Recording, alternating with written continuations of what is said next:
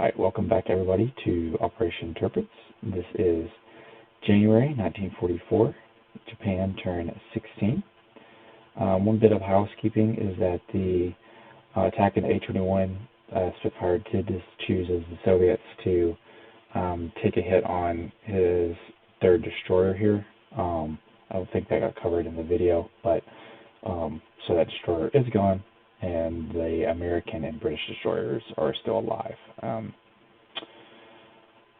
So I think that's got it for housekeeping. So we'll just jump straight into Japan's turn. Japan rolled for heavy armor on Dice Maiden and got it to stage 3. We rolled for large ship construction as well, but missed, and it stays at stage 3. So the heavy battleships will remain elusive for yet another turn at least. Japan's buys has $77 in the bank and is spending all 77 of those. So we're starting construction on a new light carrier and a heavy cruiser for 7, which brings us down to 70. And then for things we're building this turn, that includes a medium tank and 2 infantry for $12, brings us down to 58. A strategic bomber for another $12, which takes us down to 46. 2 militia and a militia upgrade into an infantry for $6, brings us down to 40. 4 destroyers for $6 each, brings us to 24, or costs 24 rather, and takes us to 16. We're then completing construction on 2 heavy cruisers that were already on the build chart, and so that's $4 each, which brings us down to 8. And then we are going to spend our remaining $8 to complete both stages of a light carrier in one turn and place it this turn. So the rise declared, we'll go into our combat moves. Japan has a few combats this turn. The big one being that Japan is attacking Novosibirsk this turn. And so it's going to be 1, 2, 3, 4, 5, 6, 7 regular infantry, a mountain infantry, 3 cavalry, and artillery, and 4 medium tanks, along with a attack bomber that are going to all be attacking Novosibirsk.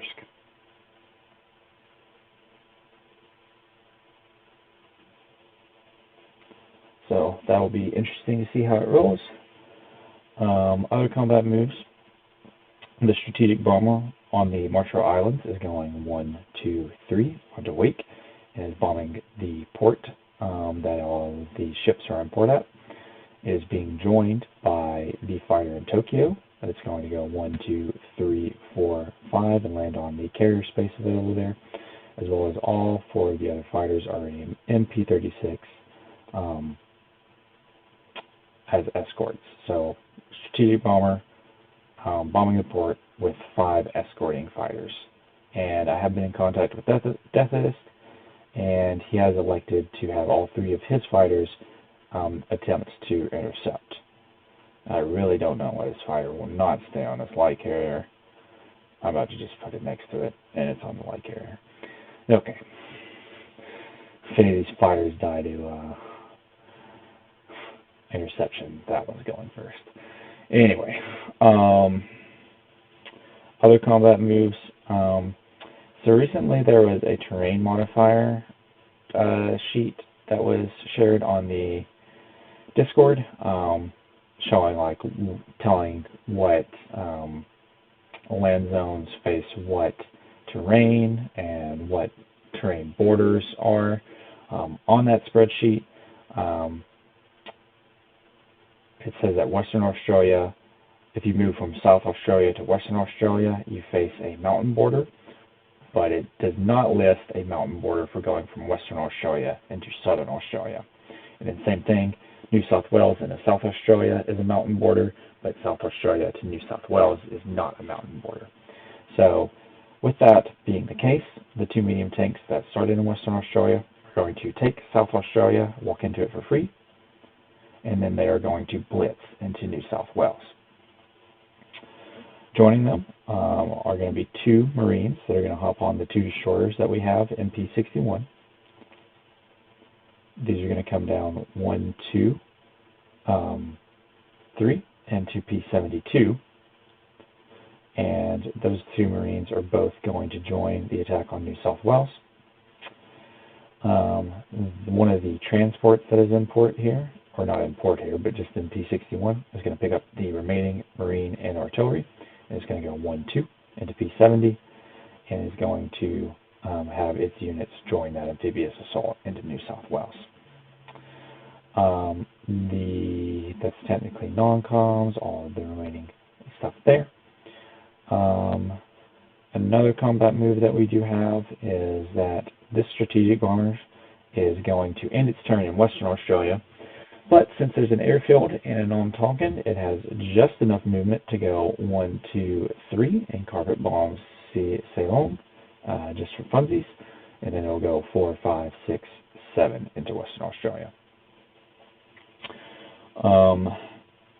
The seaplane that is on Formosa is going to go on map 1, 2 and is going to raid in P50. The coastal sub that is in P61 is also going to come up in the P59 and raid there as well. We're going to see if we can't take out some of this Anzac money.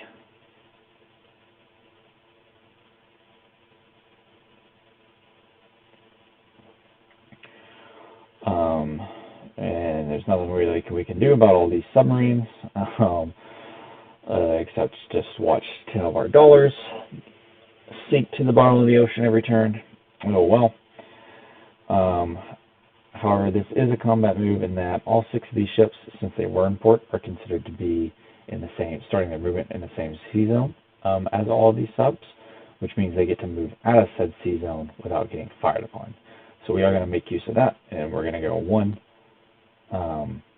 2, 3, 4 into P53. And we are going to put all 6 of those ships into port into New Britain. If I can find a import marker that I just deleted. Okay, here we go.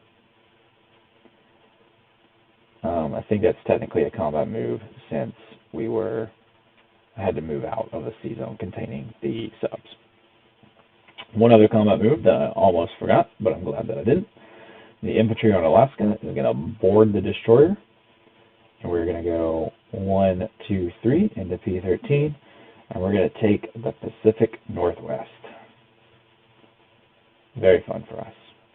So Japan will move up 1 on the income chart, and the USA will move down 1.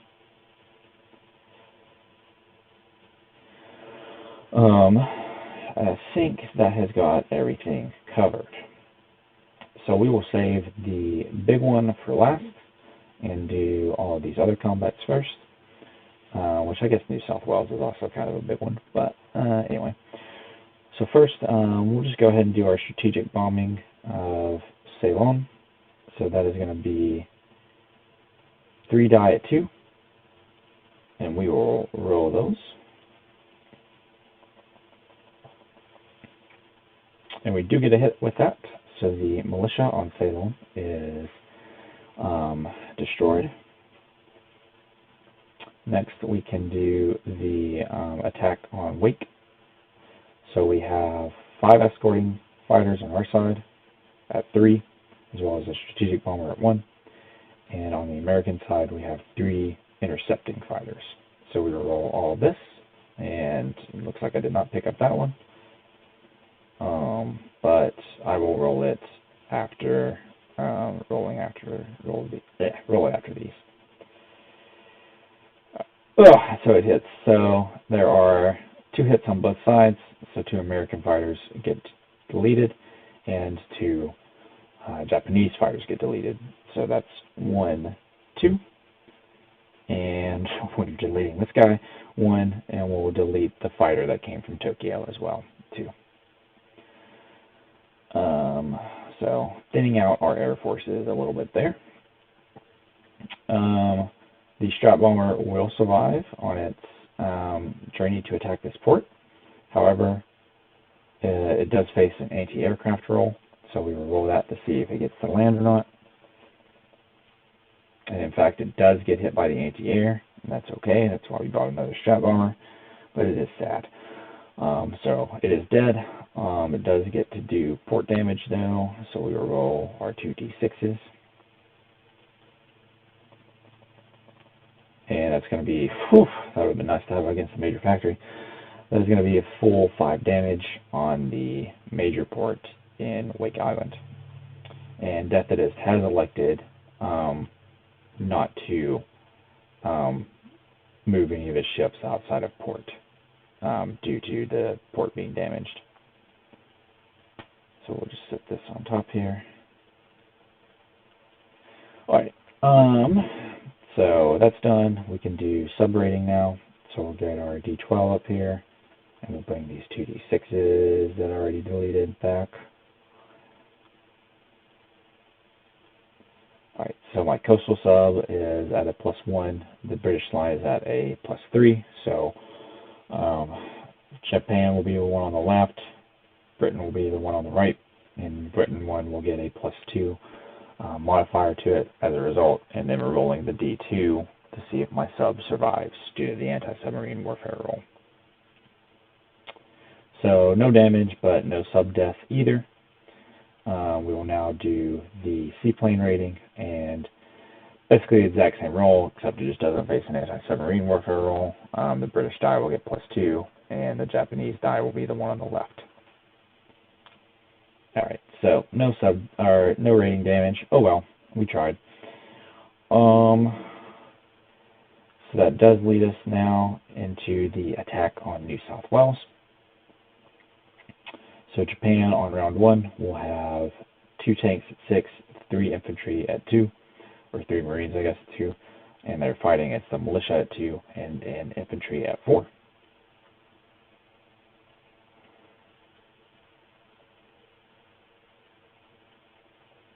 So we will roll this.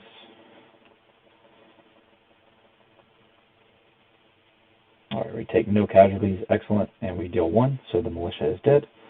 Our artillery now joins the fight at a 3, and it upgrades one of the marines to a 3 as well. So we will roll for round 2. And we get the hit we needed, and the infantry missed, so that is excellent for us. And we will take New South Wales without casualty, and Japan will go up 1 on the income chart, and Anzac will go down 1.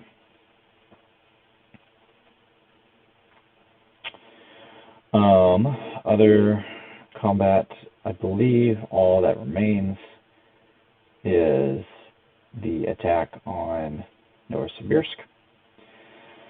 So defending, we have 1, 2, 3, 4, 5, 6, 7, 8 units defending at 3 with target select 1. Since this is a city that I was not able to surround, Novosibirsk is probably the hardest city to surround in the game, with how many land zones it has around it. It also has, joining those 8 3s is going to be 5 5 with target select 1 as well, which we don't have any die for, so I'll just have to mouse over to see whether or not those get a roll of 1. Attacking it, we're going to have 3 cavalry at 2, a artillery at 2, and a mountain upgrade, or mountain infantry upgrade to a 3. So that's going to be 1, 2, 3, 4 2s and a 3.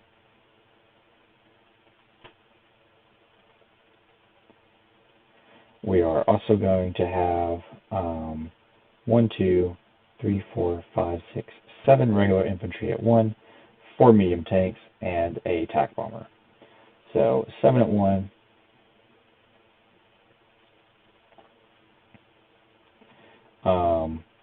4 medium tanks attacking at 5, and a attack bomber attacking at 7, target select 3. Now our artillery does get a first strike, so we will go ahead and roll it first. And it misses, so all of the Soviet units will get to fire back. So we will go ahead and roll this and see what happens.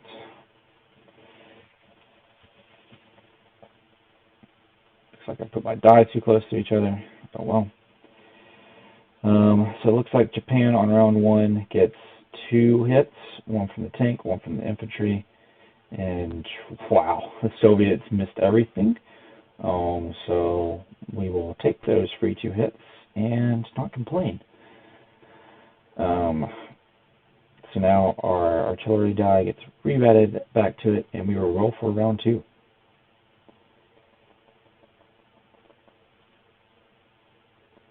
Alright, Japan gets a target select as well as 3 regular hits. The Soviets get only 1 hit. Wow. Soviets are not trying to defend Novosibirsk. So that's 3 hits with 3 regular hits, as well as a target select, which is going to be one of the mountain infantry. And then we take a hit in return on a regular infantry. Got some rough luck on the Soviet side. Battle is not over yet, though, so I should not jinx myself. Alright, so Japan will get another 3 hits on round 3, and the Soviets will finally start getting some hits, and they get 3 as well, though no target selects.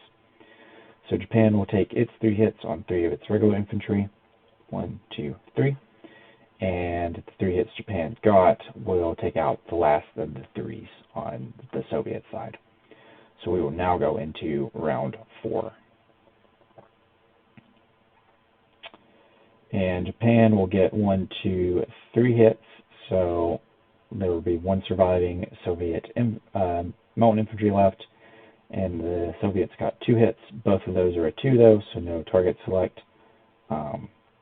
So we will lose 2 more regular infantry. And what will probably be the final round, we indeed get our final hit that we need, and the Soviets miss. So surviving into Novosibirsk, we will have 1 regular infantry, 3 cavalry, an artillery, a mountain infantry, all 4 of our tanks, and then the bomber gets to land. So basically we lost all but 1 regular infantry, which is a lot better than what we should have been able to. We should have lost a lot more than that. But we will take it. And we will take Novosibirsk. And we will go up 3 on the income chart. And we will put the Soviets down 3.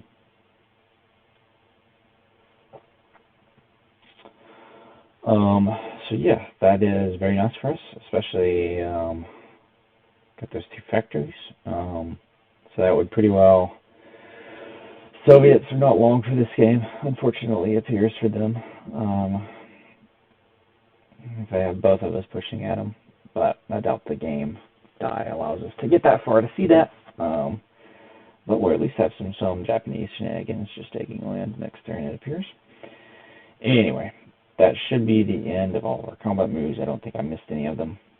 So for non-combat moves, like we said before, the strategic bomber went 1, 2, 3.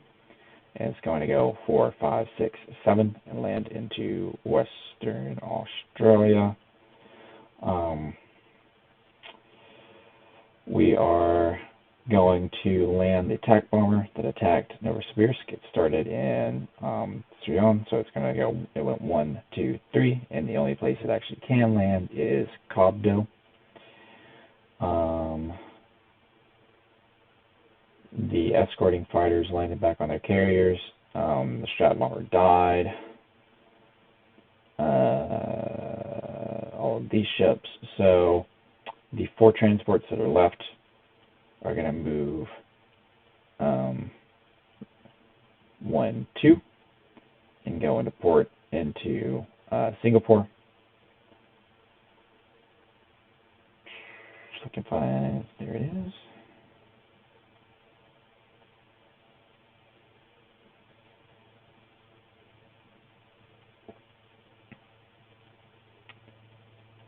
Seaplane on map is going to come back and land on Formosa. The regular sub that's in P61 is going to come down 1, 2, 3 and go into P72. And the sub that was in P73 is going to come over and go into P72 as well.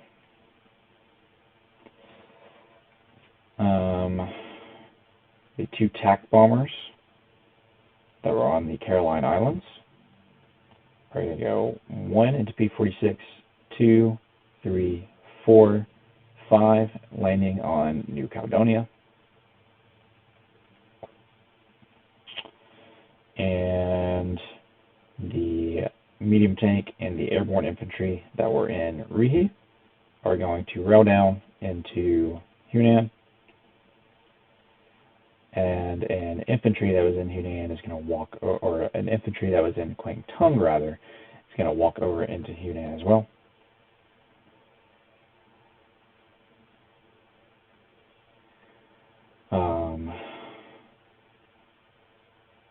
And we are going to, I think, go to our place units now. Don't think there is anything else non-combat moves to take care of. So we will go ahead and go to our place units.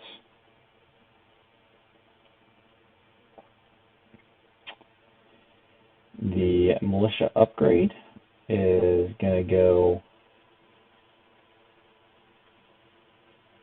I need to think about that actually. The militia is going into Western Australia. The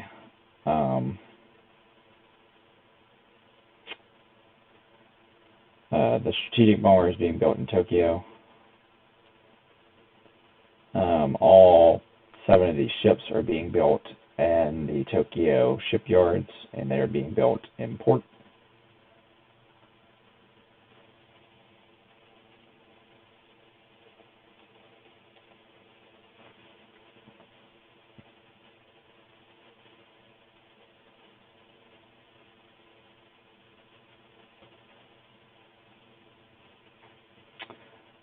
Two infantry are going to be built in Rihe. The medium tank is going to be built into Anam Tonkin.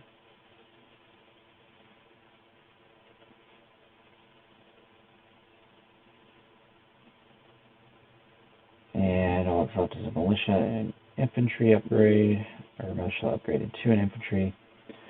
1, 2, 3, 4, 5. We're going to put the militia into Hunan, and we're going to put the infantry upgrade into Kwang Tung, I think.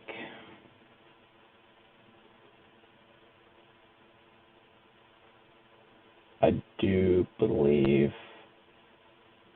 that's how we're going to do that. Yeah, I mean, actually, 1, 2, 3, or yeah, so it had to be done. Is either, yeah, okay. The infantry upgrade is definitely going to Kwang Tung, and the militia,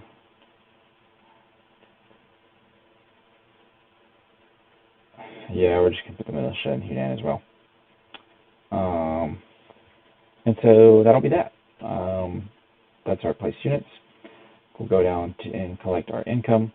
Japan has a base of 75, collects 6 for the Chinese coast, brings to 81, and then collects another 8 from Philippines, Java, Malaya, and Borneo, and that will put us up to 89 IPPs in the bank.